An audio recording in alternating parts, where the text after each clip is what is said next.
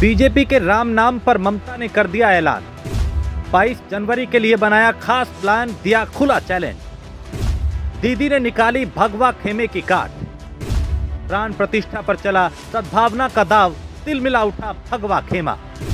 सर्वधर्म संभाव से बन जाएगी बात। 24 में मिलेगा जनता का साथ, नहीं मिला तो क्या करेगी ममता। कांग्रेस और इंडिया गठबंधन के तमाम साथियों की तरह ममता बनर्जी भी रामलला की प्राण प्रतिष्ठा कार्यक्रम में हिस्सा नहीं लेंगी, लेकिन इस वक्त चल रही हिंदुत्व की लहर में वो नुकसान झेलने के पक्ष में भी नहीं है, इसलिए उन्होंने इसकी एक गजब काट ढूंढ निकाली है। दरअसल ममता का प्लान है कि जिस दिन अयोध्या के राम नाम की गूंज होगी, ठीक उसी दिन वो भी अपने राज्य में सबकी आस्था का ध्यान रखते हुए सद्भावना रैली निकालेंगी।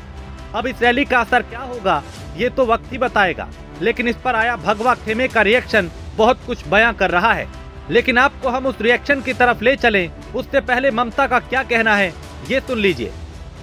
रामलला की प्राण प्रतिष्ठा को लेकर ममता का साफ तौर से कहना है, प्राण प्रतिष्ठा करना हमारा काम नहीं है, ये धर्म आचार्यों का काम है। हमारा काम बुनियादी ढांचा तैयार करना है। दूसरा, 22 जनवरी की रैली सभी धर्मों को एक साथ लाने के लिए है। ममता बनर्जी ने बताया उनकी रैली सभी धर्मों के धार्मिक स्थानों से होकर गुजरेगी। रैली का समापन पार्क सर्कस मैदान में होना है और इससे पहले ये रैली मस्जिद, मंदिर, चर्च और गुरुद्वारे के रास्ते से होकर गुजरेगी और इसमें सभी धर्मों के लोग शामिल होंगे। इसका किसी दूसरे कार्यक्रम से कोई लेना देना नहीं है। कुल मिला के ममता का संदेश साफ है कि बीजेपी भले ही हार्डकोर हिंदुत्व की राह पर चल रही हो, लेकिन उन्होंने सेकुलरिज्म का रास्ता नहीं छोड़ा है। वो सभी को एक साथ लेकर चलना चाहती हैं।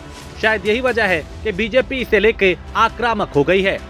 बीजेपी की तरफ से उनके social media head Amit Malviya ने कहा, 22 जनवरी को जब भारत अयोध्या धाम में राम मंदिर में प्राण प्रतिष्ठा का गवाह बनेगा, तो पश्चिम बंगाल की मुख्यमंत्री ममता बनर्जी हिंदू भावनाओं की घोर उपेक्षा करते हुए कोलकाता और उसके आसपास एक राजनीतिक कार्यक्रम सर्वधर्म रैली करेंगी।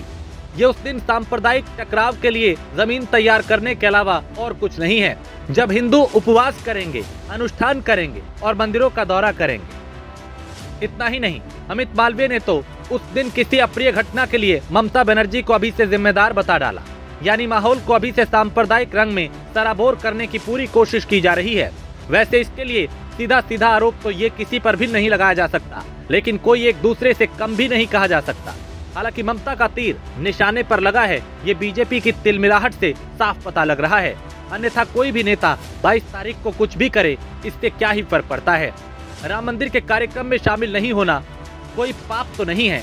अगर है तो शंकराचार्य, जिनका सनातन संस्कृति में सबसे ऊंचा स्थान है, वो क्या पापी है? बिल्कुल नहीं। इसी तरह ममता को सिर्फ इसलिए हिंदू विरोधी कह देना क्योंकि वो अयोध्या ना जाकर अपना कोई कार्यक्रम कर रही हैं, समझ से परे है।